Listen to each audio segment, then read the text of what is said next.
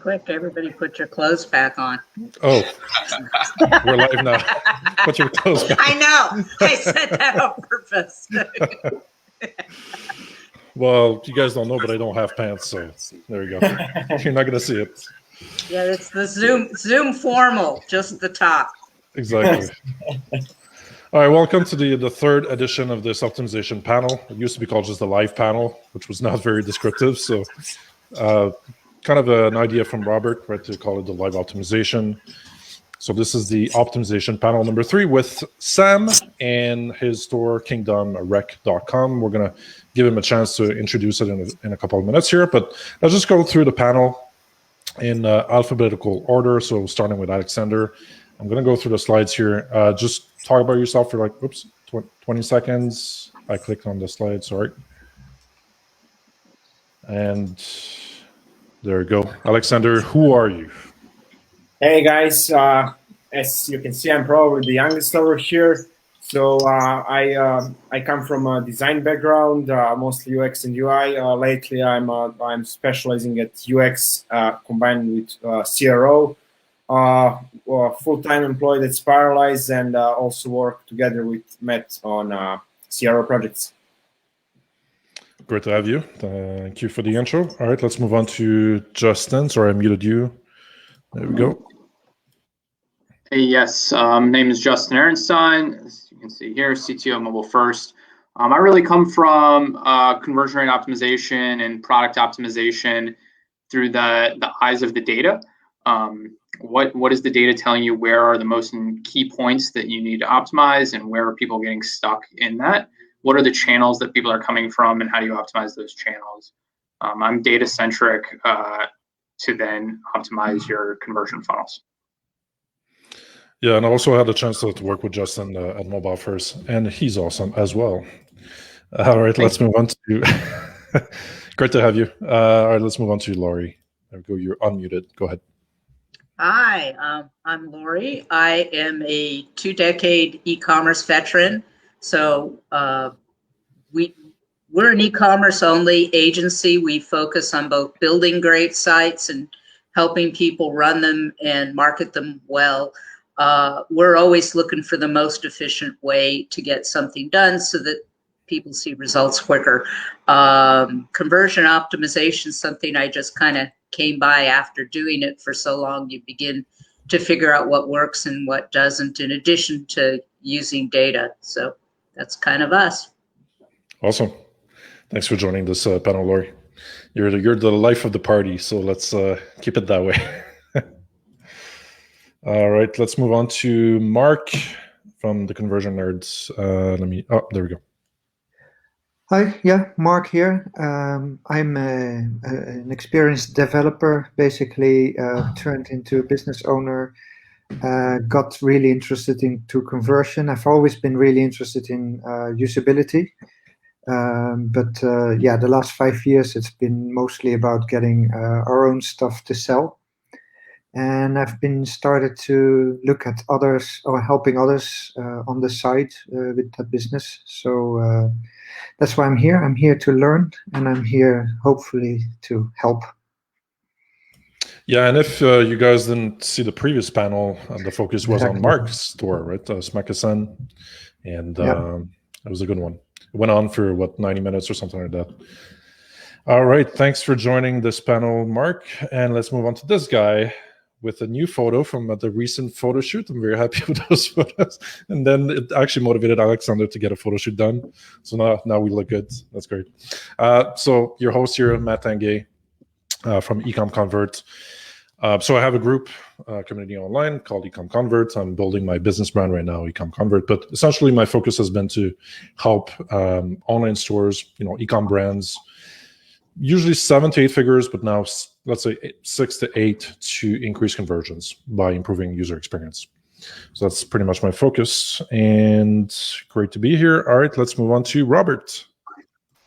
Hey everybody, I'm Robert. My agency is Nimbus. I'm based here in Los Angeles, and we help our clients with SEO and CRO. I'm a regular speaker at SEO conferences, having spoken at 4 of them in the past year, and I'm excited to be here. Awesome. And Robert usually gives a ton of value on these panels. He just goes on and on. After a while, he's probably going to be silent for the first half of the panel, or fairly silent. He's going to take some notes, and eventually he's going to go rah. A lot of valuable stuff. So I'm looking forward to it. Jump right in this time. Oh, okay. That's a different strategy. Right. And let's talk about Sam. So Sam, you have the floor to introduce your store a little bit. Talk about Kingdom Rec and what's your challenges right now. Give us a little bit of context, basically.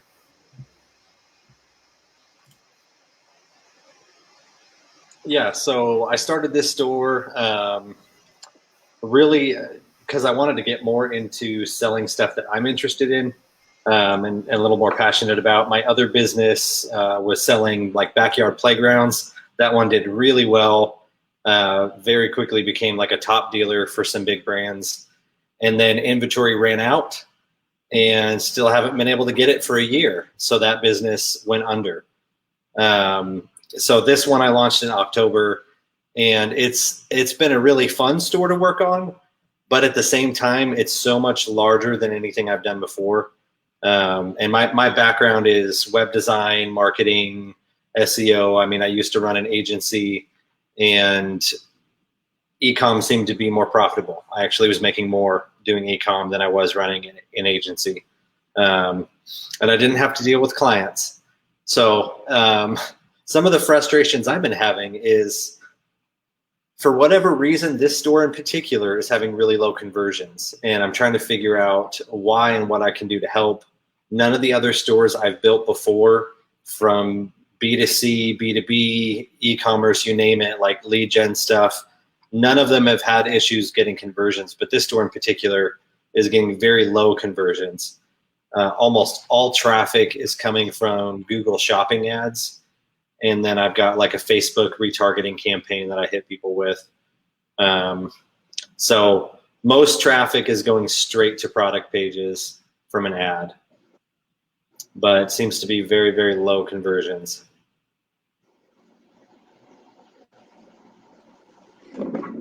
Okay, thanks for the You intro. ready to jump in? Yeah, now we can jump in. So anyone can jump in. You don't need to raise your hand or anything. Just start talking, and then let's make it an interesting, dynamic conversation. But yeah, if anyone has some ideas already or questions, go ahead. Yeah, so I looked at your analytics, and there's like two big things that really stuck out at me. First one you mentioned already, it's like 80% of your traffic is coming from, as you said, Google shopping ads, and then 90% of your traffic is mobile, looking at those Google shopping ads. And 50% of your conversions are coming from Google shopping ads, 50% direct that know your brand, probably retention. I think as I look at Google shopping ads, there's some people who do this really well. And there's like, in my mind, there's two big things that you're missing on your page. And I'm going to just say these two things. I'm going to let other people jump in. One, you have map pricing. So you're not competing on price, you're competing on your brand, because other people are selling the exact same product. So there's kind of this trust factor that you are a reputable brand, and that I don't see that right away, especially on mobile. And the second one is, when you're clicking a Google shopping ad, you might not necessarily be searching for that product. So for example, if I'm going to go to Google and search for crossbow, your ad may show up, but I might not be looking for that crossbow. I might be just browsing different crossbows. So a strategy that a lot of people take, and I think a great example is Walmart and Webster Store do this really well, is if you search, for example, ice chest, they'll show you the ice chest that their ad came up for, but at the top, they will show you other ice chests that you may be interested in. Because when you're clicking a Google shopping ad, you might not be looking for that specific ice chest. So those are two things I don't want to suck up all the time, but thinking about mobile, thinking about trust, and thinking about who is coming into your store. And then one last thing is email list building that we can talk about later.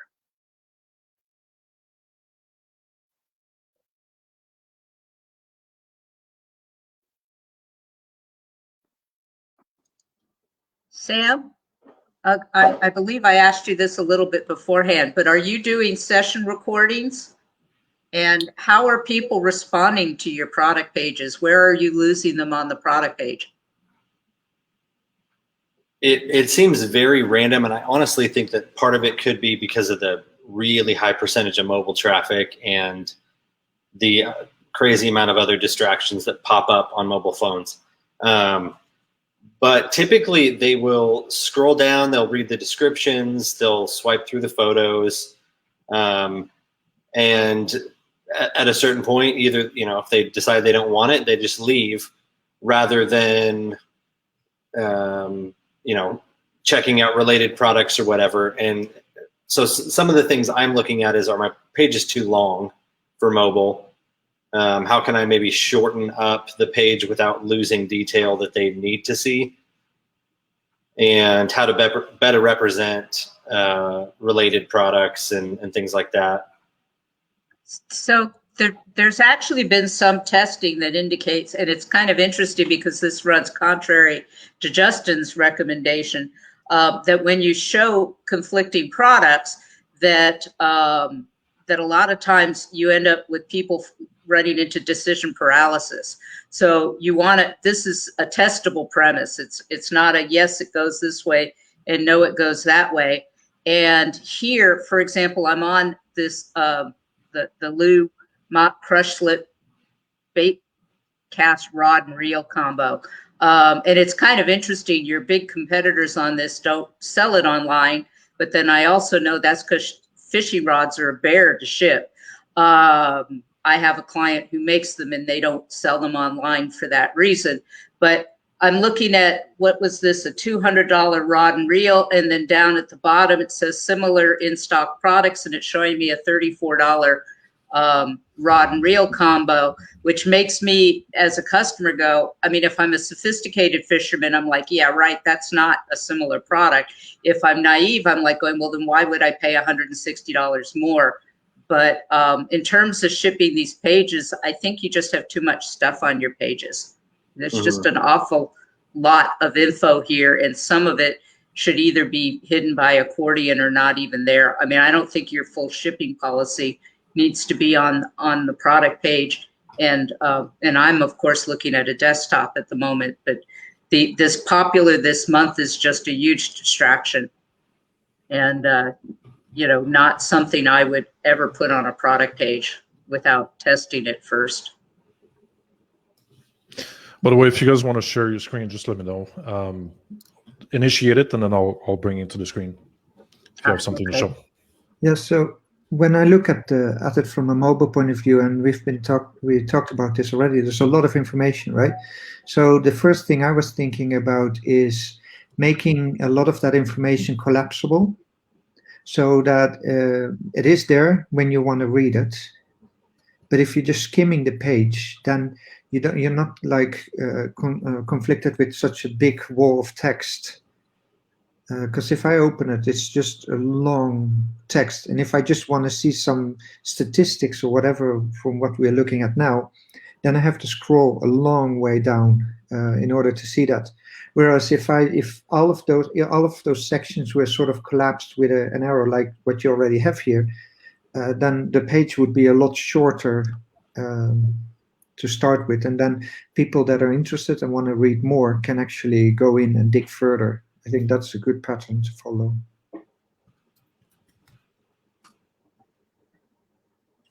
I appreciate that insight. Yeah. Your speed on mobile is also not awesome, which may be impacting user experience. But again, I think reducing some of this information may help with that. I mean, your footer is half of your homepage, so you probably don't need all that.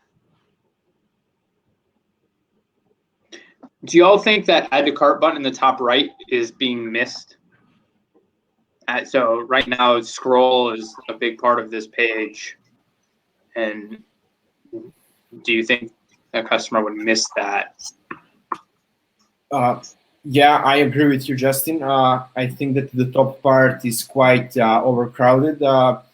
Maybe an idea to test, and I already suggested that in the Slack chat, is to move the sticky element to the bottom. So one of the test ideas might be to remove the live chat option and instead of that, display add to cart together with additional information.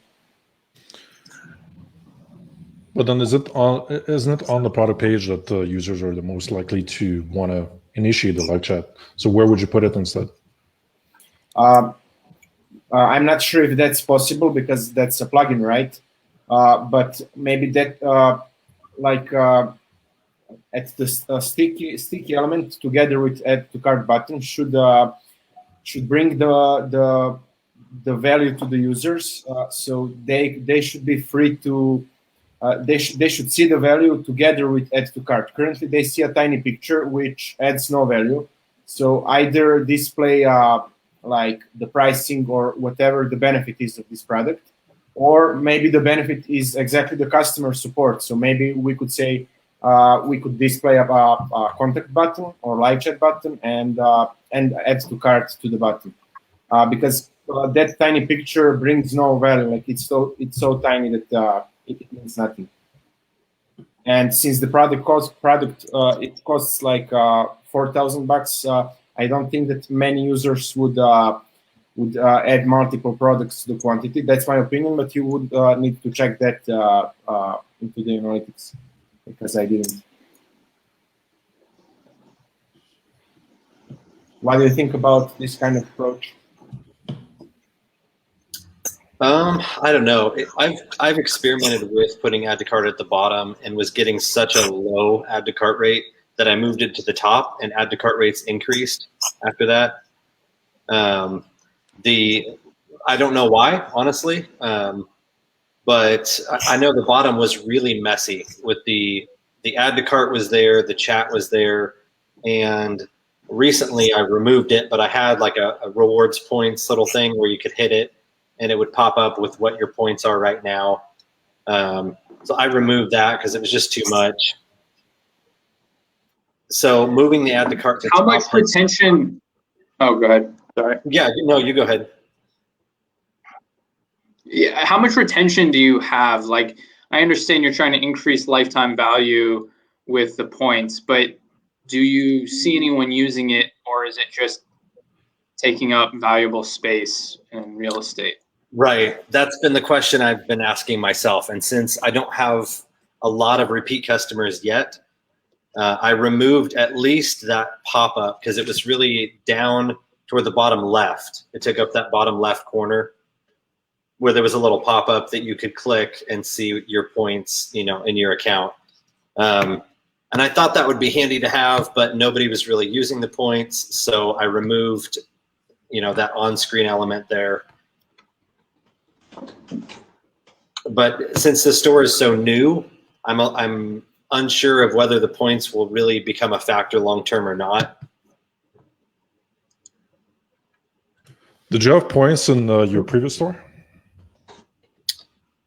No, because my other store, it's really you only buy once in your life kind of product. Okay.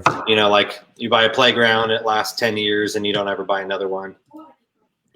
What I would test if you want to do the button on the top is basically put the button over the three icons that you have now when you're scrolling, right? So if you scroll up a bit further, then the button, instead of having this like that, why not really just put it on top of the other two icons, three icons that are there, the menu and the other one, and then when you scroll down, you can play a bit with that, but it's very crowded now there. Also, some white space just below the button, just so that the text doesn't completely hit everything, right? It's like silly things, but it makes it very busy, hard to see. I like the question that someone from Facebook just asked, like, can you have live chat within the sticky module? It would be possible, I think, if I switched platforms for the chat. With what I'm using now, I can't edit it at all. The only thing I can do really is change color in the messaging. So I'm looking at switching to different platforms, but I need to know their kind of like development capability and what I can do with their widget, or if it's iframed in. in which case I can't touch it. I mean, one option that I see, if you did want to bring it to the bottom, and like you said, I'm not sure if that's a good idea since you had the cart rate increase when you brought it back to the top. But if you were to want to bring it to the bottom, I mean, one option would be to bring the live chat up to the header bar. So you can have a smaller icon that's just like the standard message icon that could trigger the live chat. But I mean, if I know that you're not A/B testing, but if you've seen an increase in add to cart by changing it back to the top, I'll just leave it there.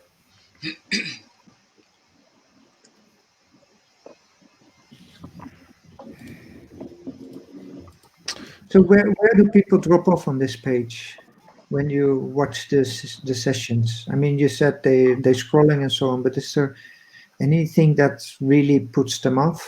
Because when I look, especially the lower you get on the page, the more crowded it gets with other types of offers and things like part payments, categories, all of these other things. It seems very distracting. Ask a question button, add a review, and these things. I'm not entirely sure that you want to offer all of these things for a customer to do instead of just trying to get them to buy something. Okay. So where people tend to drop off is right below the videos, typically, if the videos are below like the bulleted list. Okay, quite soon then already.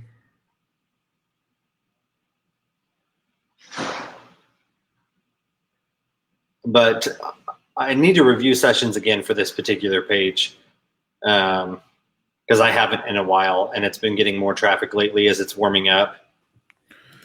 So I did notice the other two pages you provided us have a slightly different layout. We could take a look as well. Oops. I need the link. There we go. This, and then the other one.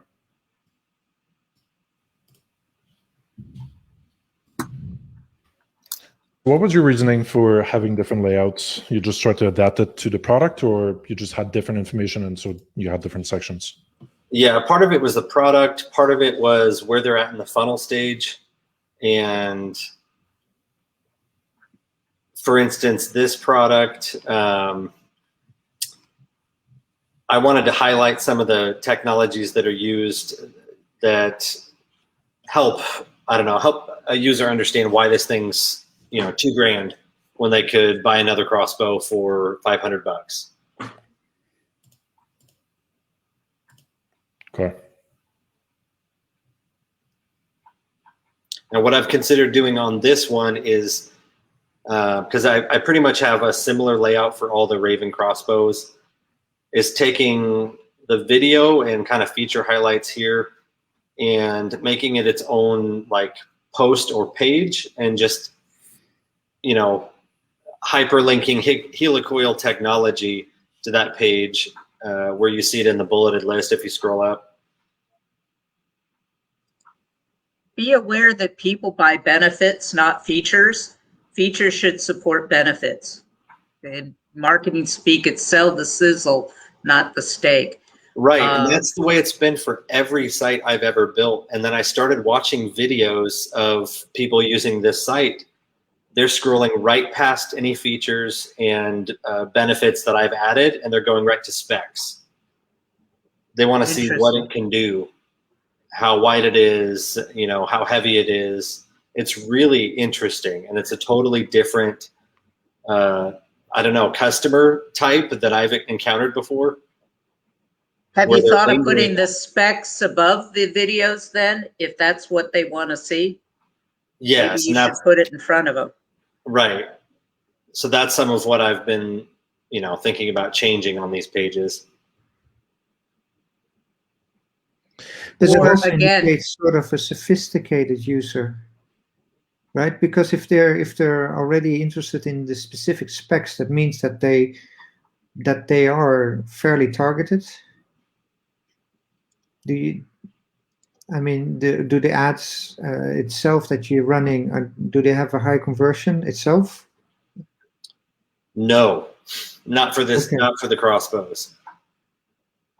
Part of it depends on the time of the year too. Because if I was new to this type of crossbow and I was watching the movies mostly, I'm not a sophisticated buyer for this type of products. I know nothing about it. So the specs were sort of much later in my exploring this page. Mm-hmm. If you say that most people scroll past all of this information, which is very visual and very interesting, at least to me, then that to me seems like you have a different type of person coming to the website, somebody that already knows quite a lot about it, knows what they want, and these type of things. Is there so then? So I'm wondering if we can kind of pair your idea with putting some of this info into drop downs.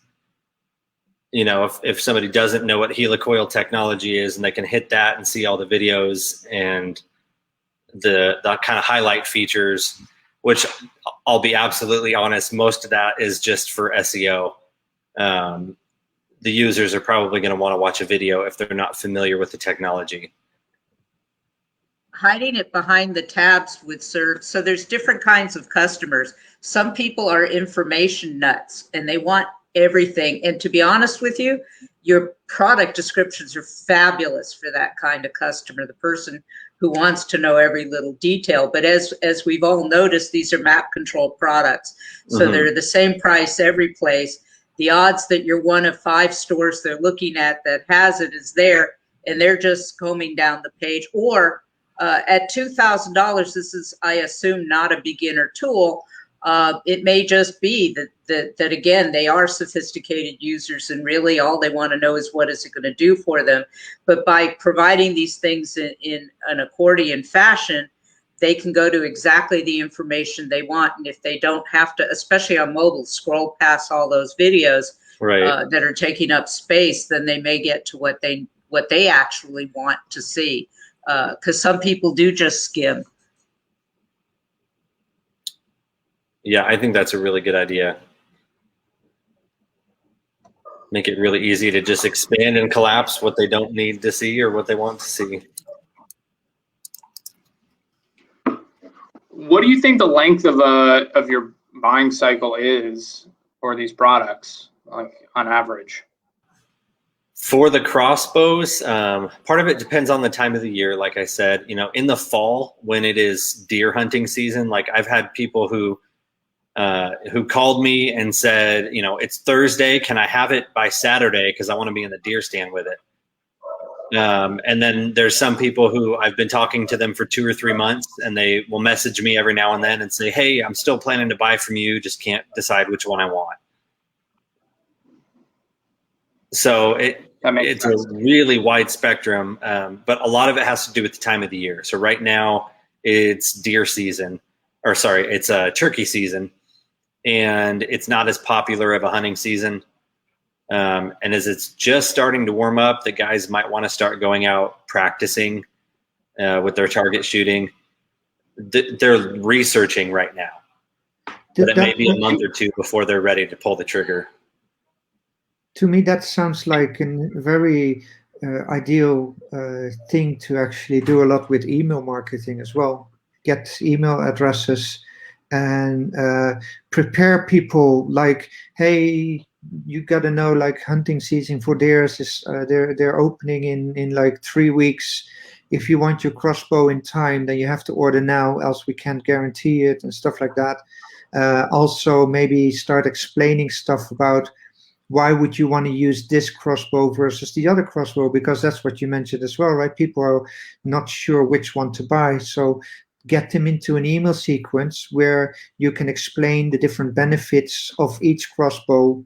And I know that you have a lot of products, but potentially do this per really the ones that matter the most. Mm-hmm. And then tell them, okay, yeah, this model is ideal if you want to go pheasant hunting, and the other one is perfect for deer hunting, and the reason why it is different is the blah blah blah. You know everything about that, I don't, but since people take their time, especially since it's also not a cheap product, and they want to use it when hunting for deer, so that means that if they got the wrong product and they shoot and it goes like a meter to the side, they lost not just the shot, but also the deer's gone, and that ruins the whole experience that you're selling here. So getting the right one is important, I guess. Yeah. You can, if you're using something like Klaviyo, you can segment your messaging for the browse abandonment and literally send these chains that go out every few weeks that help further their knowledge and confirm their decision. And you may even want to segment that. So it might be crossbows, and it might be those under $500 get this sequence of messaging, and those over, you know, $1,000 get something different, so that you're not aiming your content at the wrong buyer. Right. And you might even be able to tease the under $500 browser with something that's 6 or 7, you know, by justifying somewhere along that chain where they might want to bump up, or why they would care to bump up, which is really, you know, it's the old what's in it for me, for your customers. So that would be one more way to gain more from these products, especially in the off season. Mm-hmm. Yeah, email. And you can get around map. Been on my to-do for a long time. You can get around map pricing that way using coupons, because your people that are checking map won't be on your email list, or you could actually check for people that would be. You can look for their emails. Yeah, my intention is not to try to circumvent map. I operate a little bit differently. I do know the rules for Raven crossbows in particular that I'm allowed to do, and I've offered some of them. They allow free gifts as long as the free gift is not a map price product. So I've offered like get a free case with it, but then I just start eating so much into profit margin, and it wasn't increasing conversions enough to make it worth it.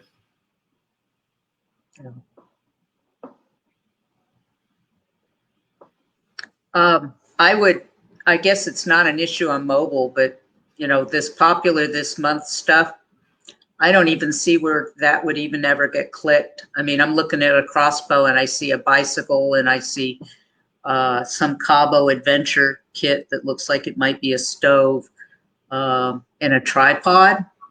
Yeah, it's a boat grill. Ride a bicycle and shoot with a crossbow at the same time. Oh my goodness, somebody will try that. Actually, those bikes are made specifically for hunting. Oh wow. Yeah, they're really interesting. I've got a bunch behind me. Oh, a crossbow and a bicycle seems like a recipe for a recipe for disaster. Yeah, you wouldn't want to ride with it loaded. Yeah, you could end up on the Darwin Awards. But I think you're right about the popular this month section. It's really not necessary. I haven't put a lot of attention into desktop, but you know, that section could easily just go away. Yeah, and I think even the rest of the column could be removed. I don't know if that's really adding a lot of value here. That was in my notes already, but I mean, the search, already have the search here. It's the product page. Normally you want to focus on the product and not other products so much. I mean, you can offer frequently bought together, you know, cross sells, upsells, but to me, this is just distraction. This whole column here, I would just remove it on desktop completely. Yeah, and it's only there on desktop. No, for sure, it's not on mobile. Yeah. Yeah, but in the footer you also have the whole categories again. Well, you have them on top as well, which is also a bit duplicated, which is there and that's fine. Mobile. I get more clicks on that section right there than but do those clicks lead to actual sales? I was having such a high bounce rate and low add to cart, so I added that to help. Or to see if it would help. And surprisingly, it has. I thought it would be like, you know what, this is too broad, it's a distraction, but yeah, I thought at first also that it would be, you know, too much to just repeat all the categories here, but it kind of grew on me because it facilitates continuing the shopping experience. You're just like, oh, let me check out some camping things after, even if they're on the Crossbow page, might be interested in something else in there. Just kind of reminds them of what else you offer. It's not bad. Yeah, I would be watching to see what that does to my conversion rates, because the last thing you want is squirrel. Seriously, I mean, you have so much stuff. Hey, if he would chase squirrels instead of skunks, I'd be really happy. But you have so many different things going on these pages. It's just super, super busy. And I forget who said it earlier, but generally you want your product page to be very singular and focused. We want you to add this to the cart and check out quickly before you change your mind. But I think that simplifying some of this would also help your speed metric. Yeah, after Laurie said that, I checked, and it takes 14 seconds before the page is interactive. That's a really, really long time. That definitely hurts. Yeah, I saw the average in Google Analytics was 6 point something seconds for the load time on average. So of course that means that a bunch of pages take longer than that. Yeah. May I add something in the parallel lines to what you just were saying? Like I think that we all agree that product page should be about the product. And since videos were very interesting, I think that in the hero section, we can display some of the videos, like on the second or third place, then increase the size of the images, like make them more prominent, so users can see them bigger. That's one of the good ideas for the testing. And since users are skipping videos, by placing them in the right there, placing them in the preview section would decrease the scrolling. Removing unnecessary parts of the page would also decrease the attention span, so users would be focused on add to cart and exploring the benefits of the product itself. Yeah, I agree. If we remove the whole left column, then we're going to have more space for the product image, which can be bigger. And then I agree, the video, at least one of the videos, if not all of them, should be in the product image gallery. It should be accessible there without having to scroll down. I think that's important. Yeah, I mean, we can keep talking while Sam is in there, and you can go back to the recording, or we can add those things to the notes. Yeah, I mean, I really like that idea of putting the videos as part of the hero image, and just allowing that to scroll, see those to the right. I think you'd want to put them in, you want them to be some of the first couple of images, so people know their videos. A lot of times we found it more helpful to just have a little video button immediately below it that says video gallery. And that way you don't have to worry. It's a little more intuitive, because number one, it says videos, but two, if they have a lot of images like this product does, it isn't buried so that they don't know that they exist. And where would you put that? And sometimes we lightbox that instead of displaying it in the photo area, because that can crop it funny. So I'm just trying to understand. So you would have one thumbnail that says video gallery, and then they click on that, and it's a light box. It's usually just a button. I mean, it's been different for every store because everybody wants a different style, but we like to just use a very simple little oval button that's visible right underneath the thumbnails that says videos. And then it's got the little arrow to the right, which generally means click this. And then I prefer a lightbox presentation to stuff trying to make it fit the image area cleanly. Right. What do you think about displaying all of the thumbnails? And they can be smaller as well, but like that would go probably on 2 rows, or if they're smaller, they might be able to fit on 1 row. But what do you think of displaying all the thumbnails as opposed to hiding them between behind a scroll?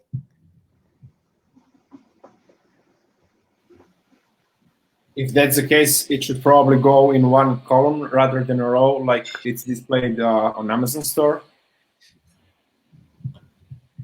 So Yeah. Also, a lot of these images are fairly similar. They're not like, I've seen the front now, I've seen the front and still looking at the front. Oh, now I'm looking on the side.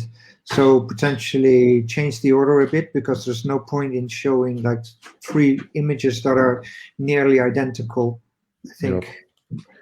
Yeah, I might be able to remove a few of the images just to simplify, like side. I mean, one has a bolt in it, one doesn't. Oops. This one. It seems like the same image to me. What's the difference? Yeah, and also like the first 3 or something are nearly identical. I mean, if I see the left side, these 4, there's not a lot of variation there that makes a difference, I think.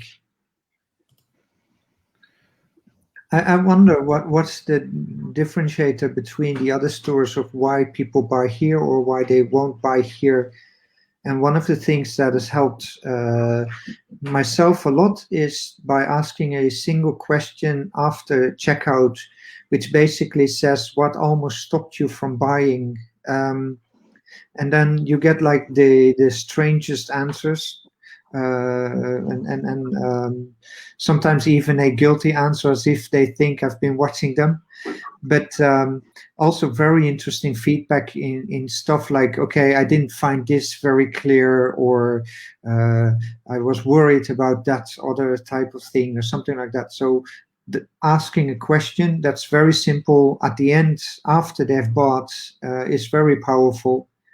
And the reason you want to do it after they bought is that you're at least asking the question to people that actually bought, are actually your customer, instead of people just browsing and watching, because then you get way too much feedback that is not interesting.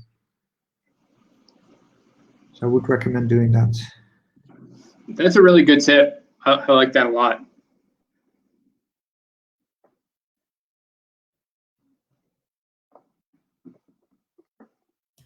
But we have a bunch of notes that I can go through if no one else has any ideas. But I want to give you guys the priority so that you have time to speak and highlight your expertise here.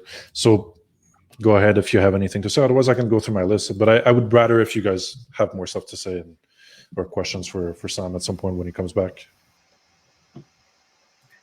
I have a few things to say if I may, when he returns, of course. Okay. But what do you guys think about the branding of the page? I mean, it's kind of funny. Like the blue and orange to me does not speak outdoors to me, and these kind of subtle things for me, have a big impact on the user psychology.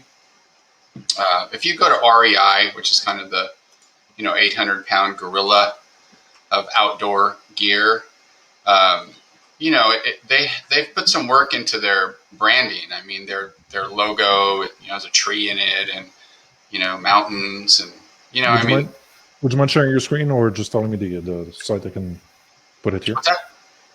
Would you mind either sharing your screen or letting me know what the address is? Oh yeah, REI.com. I'll share my screen. And they do have a full optimization team. I knew somebody who used to run it. They have an in-house optimization team. Yeah, and for me, that's where you start with SEO. It's also where you start with CRO. There's no reason to reinvent the wheel and start, digging into the mechanics and try to start from scratch when you can just, see what the big guns are doing and see what you can do to figure it out. I've researched a bunch of competitors here, probably 2 or 3 times as much, and deleted a lot of the tabs because they were inferior. So, for me, I see a big branding and positioning issue here.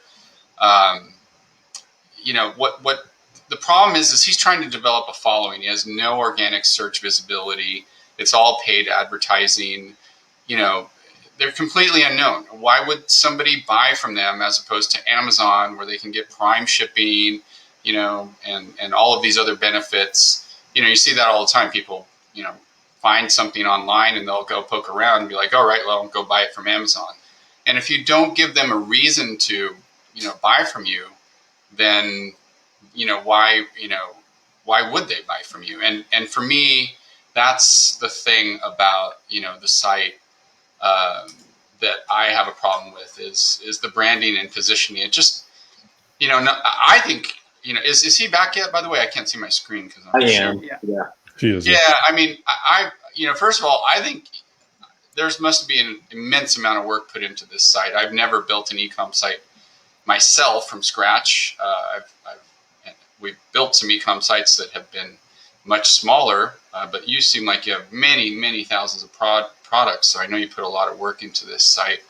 But like I said, the color scheme, the branding for me, it just doesn't say outdoors at all. I don't understand what that logo is and why the colors are blue and orange. I mean, they couldn't be. I mean, you don't see these colors in nature, generally speaking, too much. This blue is not found in nature. So when we design sites from scratch, we always try to convince our clients to work with our branding agency, who charges between $6,000 and $10,000 to rebrand. But what they do is so important, because you're up against REI and Amazon and all these other Gear Junkie and Backcountry and all these other companies. And so for me, I would like to see just some better branding on the page. I do have some other notes too. I did some comparisons. Just starting at your homepage.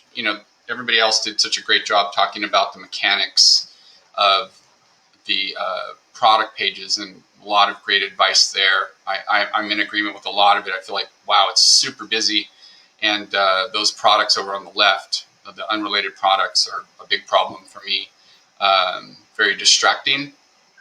But, just starting at the homepage, one of the first things I saw on a lot of these sites, and with REI as well, is that they are, trying to develop a following. And I didn't see any kind of interstitial pop-ups or coupons or anything like that, like $20 off your first purchase. And I really think that's something that you need to do. You need to really do whatever you can to get that first sale, so that, they feel comfortable with you and you build that loyalty. The other thing that I see too is like the site kind of falls flat. I know you've done a little bit of work on your page trying to, give it a little bit of personality, but it's lost in this massive amount of products, categories. Yeah, the homepage I'm not really concerned about. It's a placeholder. What's that? The homepage I'm not really concerned about, because it's just a placeholder page. Almost nobody visits the homepage, and I think that's fine. It'll be rebuilt this month. I'll get to it. It's on the list, but okay. Well, maybe you might. But I think it's the weakest page out of any page on my site. Yeah. Okay. So I just don't want to waste anyone's time, because it's already. Yeah. So stuff I realize is wrong. So there are, like your header that's pervasive on the homepage, and the rest of the pages comes into play here as well. When we look at, this page, for example, I mean, we're seeing something like this. And I think that, have you tried something like that where you offer coupons or, a percentage off the first order? Yeah, briefly. But then I realized I can easily get into trouble with map pricing. So then I had to actually build a really complicated coupon so that it only honors non-map products. Because most map price, manufacturers who have that won't allow couponing. Really? So, yes. It's such a pain in the butt. Are they specific? Because having spent a lot of years dealing with MAP, there were companies like Nikon where we couldn't discount with or without a coupon under any circumstances. And then there were companies where you couldn't say like 15% off human scale, but if I had a 10% off of all chairs, they were okay with that. Or the C price, add to cart to C price. Every manufacturer has a different policy. Yeah. And so I just have to review them all. It's one of those where I could get into the nitty gritty of it for each one, but I just decided it's just me. I only have so much time in the day. So let me just create a coupon that will at least work for non-map products and leave it at that. Search bar be pervasive on all pages. Is there any reason why it's only on the homepage? No. It's hidden in the nav. Yeah, it's in the nav. Good. Yeah. Yeah, I would think that you'd want to have this here on every page. I know from our user recordings on our Ecom client sites, the search bar is number one. It's just number one. They're bypassing the menu and they're going straight and looking exactly for what they want. And then also, this is an opportunity to have some personality. Search for great gear and clothing, which is one of the issues that I had with your site. It just seems to be kind of falls flat for me, even though this obviously you put a lot of work into the site. And then, so I'll just go through some of it. So the branding of the colors, the positioning, I just don't see it. I just see a site that's just like, hey, here's a bunch of products, buy from us, even though you have kind of this stuff here. And and then what's interesting, there's nothing actually for sale on the homepage. It's all just, categories. So I know you're going to work on the homepage, so just thought I would mention that. And maybe if you can't offer any coupons for products, you can, offer free shipping for any order or something like that. Maybe you can offer something for free. Hey, with any order, you get a free something, right? You can do something to, build that following and give them that incentive to make that initial purchase. Because once they've purchased from you, and if you have great customer service and great products and you really go, above and beyond to deliver excellent value, then the likelihood that they'll order from you again is much greater. So that's your biggest hurdle, right? I would be careful with all of this stuff here, especially the religion here. No, absolutely not. Will not remove that, period. That's the whole, sorry, that's a horrible suggestion. Well, Just to be, it's named Kingdom Rec, and has the crown of thorns in the logo. Oh, I see. Okay, see, I don't think anybody's going to know that. That's for you, and for me, you leave politics and religion out of business, and you want if it's that important to you, then that's fine. And for you, that may be fine, but it's obvious that right now the current environment is that politics are a part of business and religion is a huge part of business. Somebody who believes a certain philosophy, that's their religion. That's what they believe is to be right or wrong. And there's not enough companies on, the biblical side of things that are standing out and saying, this is what we believe.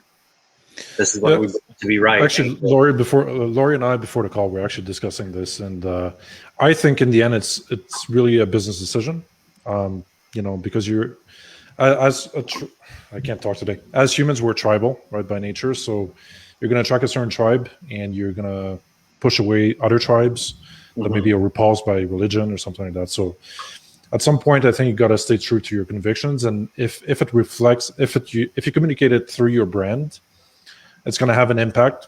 It might have a positive impact overall or a positive impact for your targeted audience or not, but it's a business decision. So for me personally, I don't have any issue with that. Robert and Alexander have both said is really good about just positioning myself better. Really thinking about how I can, if that's, the leg I want to stand on with, trying to be a Christian company and promoting what I think is the truth and what I think is right, making that more prominent and using maybe even some of the targeting tools with ad campaigns to go after people who think and believe. Yeah, well, then that's my other suggestion. It's like, if it's that important to you, then why is it a footnote? Right. I mean, you need to, if that is your thing, then that should be your thing. Kingdom Rec, put a tagline under there that says, hey, high quality Christian company or something like that, where you're really wearing this on your coat sleeve and targeting these people and building that following. And that's something that's very worth testing, But as a Right. footnote, I just don't, and in your name, it falls flat. And I think I think that's definitely a direction that you might want to go in, if those are your values. Mm-hmm. That was And what I was thinking as well when I saw the last bit. It's like that's strange that it's like this low, and therefore why is it there? But if it's this important, definitely I agree with Robert on that. Yeah. I mean, you have to pick. This is one of those issues where you're either going to live or die by the sword. And Right. when Matt and I were talking about this, for example, I respect that Chick-fil-A and Hobby Lobby have chosen to be closed on Sunday to give up the profit on that day because it's important for them that their people can worship. I don't do business with either because of their other stance and because things have become so polarized. For example, I wouldn't buy from you, okay? Because my connotation is the opposite of yours when it comes to this. But if this is important for you and that is your clientele, you could probably relate to that in most of the messaging that you do, and you could even take it as being outdoors and celebrating God's glory. I mean, there's ways to really kind of build on that. If that is your chosen audience, then serve them. And also in your mission to give back to charity, you may want to mention a religious aspect there so that we are also serving God, if this is how you wish to position your business. Mm-hmm. Exactly. I think as well, when you were on the phone, we were talking a bit also why would somebody buy from your site and not from a different site, especially if you've got fixed pricing and stuff like that. So if this religion is the thing that sets you apart from your competition, then you should really niche down on that and go double as hard on it, which clearly by your reaction, you're willing to do. So Yeah. you've got it very watered down now. Yeah, This I week think has just the been problem kind of is, some strategy on how to do that. Obviously, I won't, don't need a whole Bible verse up at the top in the header. no, Right. and here's the other thing too. It's like religion is very polarizing, even among people who are religious. Like, are you are you a Westboro Baptist? Because if you are, I would never do business with you, and I would tell all my friends to never do business with you. Now, if you're another type of Christian, which is on the opposite end of the spectrum, then I would support you.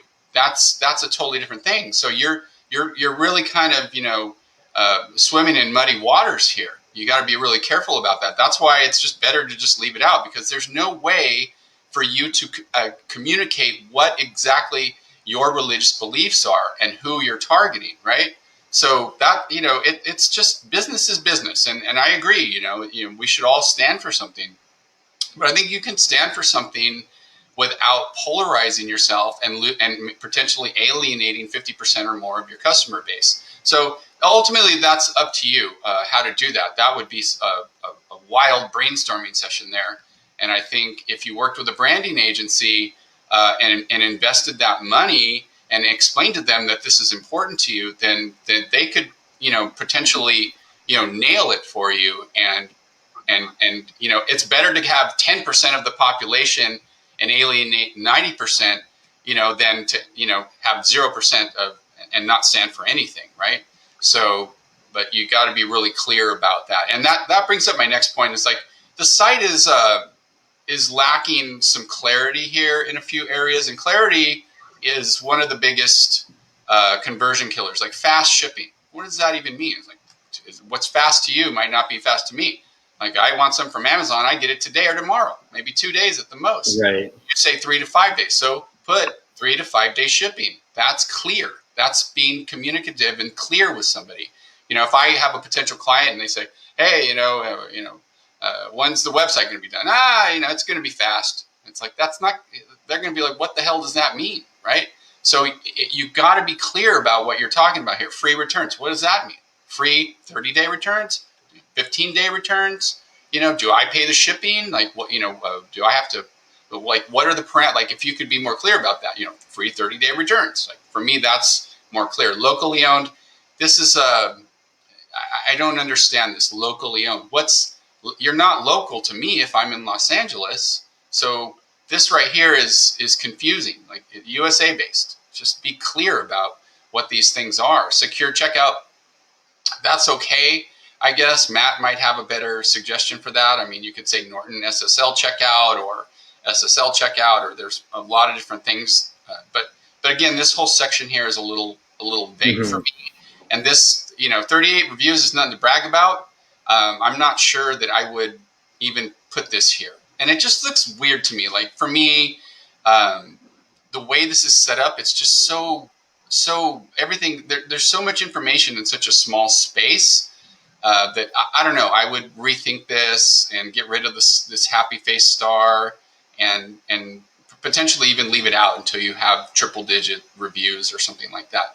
I would defer, to Matt and the rest of the team more on that. But for me, a lot of, and there's some, anyway, so clarity is one of the things that I was, seeing on the site.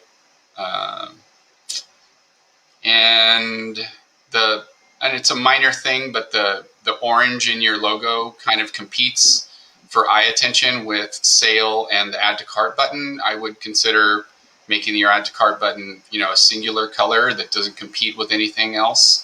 Although, when it's on the screen by itself, it looks fine. But there may be other situations where, all three of these might pop up. I'm not sure. And then you have competition for eye attention, and may reduce that click there. And then the other thing that I noticed too is it might seem subtle, but there's no content on the site at all. I've noticed, when I look at some of these other sites, they've got articles on, hey, the best top rated, hiking gear and staff picks and these types of things. And, you don't have any of that. Those are actually transitional calls to action. So someone might be interested in your company and want to see, hey, who are, what have they written about, and that helps build your brand identity and confidence in your brand.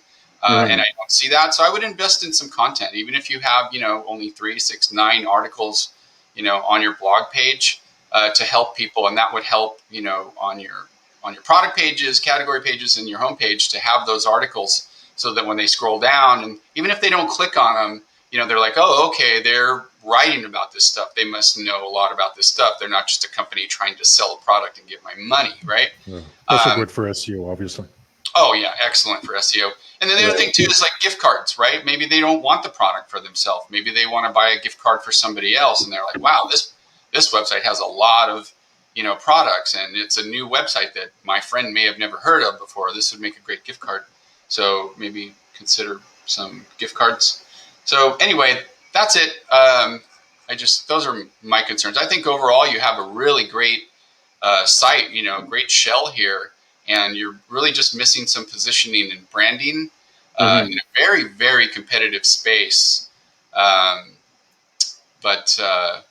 But yeah, I think you're doing great. You're on the right track.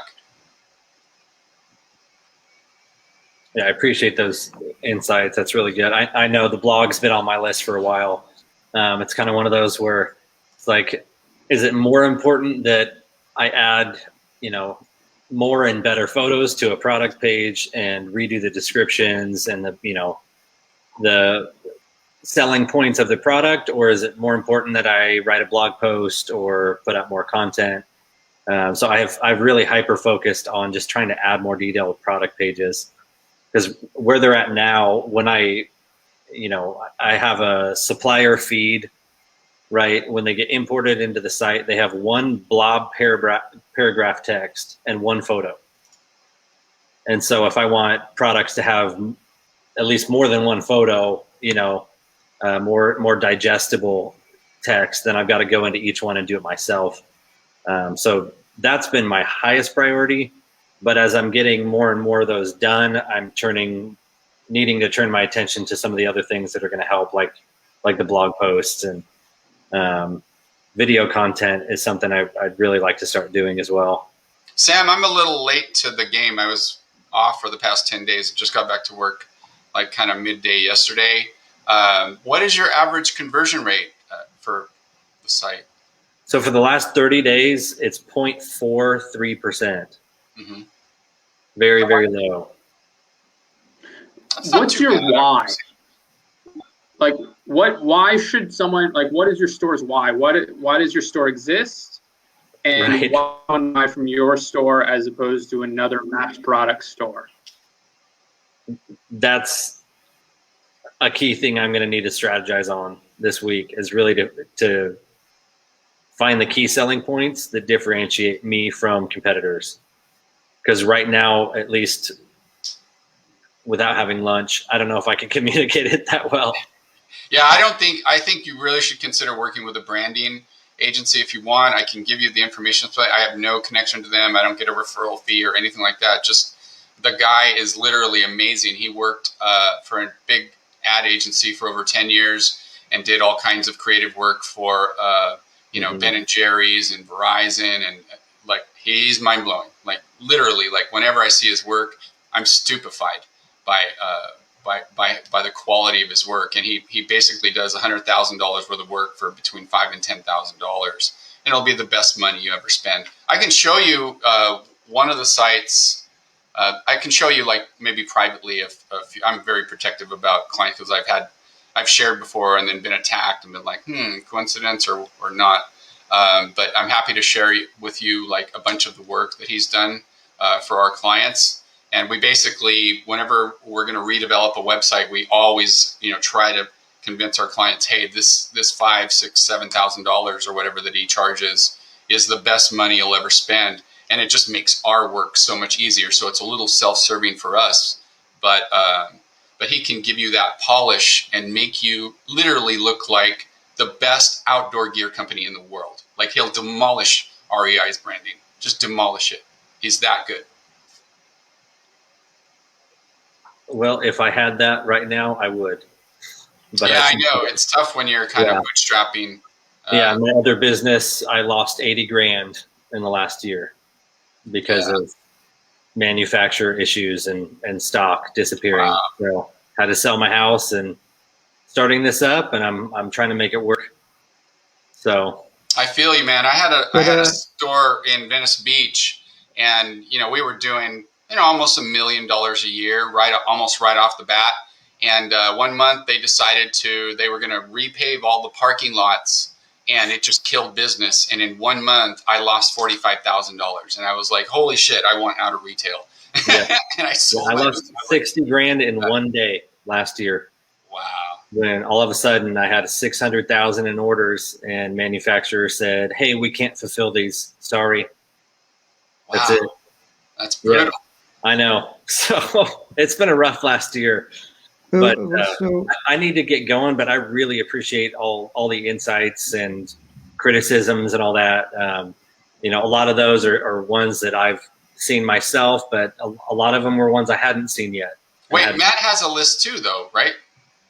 Yeah, but I've shared it on the document, so we don't need to go through that. And if this is recorded, you guys are welcome to keep going. I just have an appointment, so I couldn't go much beyond an hour. No, it's been 75 minutes. I think this is a good time to wrap it up. I really appreciate everyone jumping in and contributing and trying to help Sam. This is good stuff. Yes, thank you. Awesome. Okay, bye, Sam. Bye. Bye, everyone. Have a great day. Bye, everyone. Thanks for watching. Bye.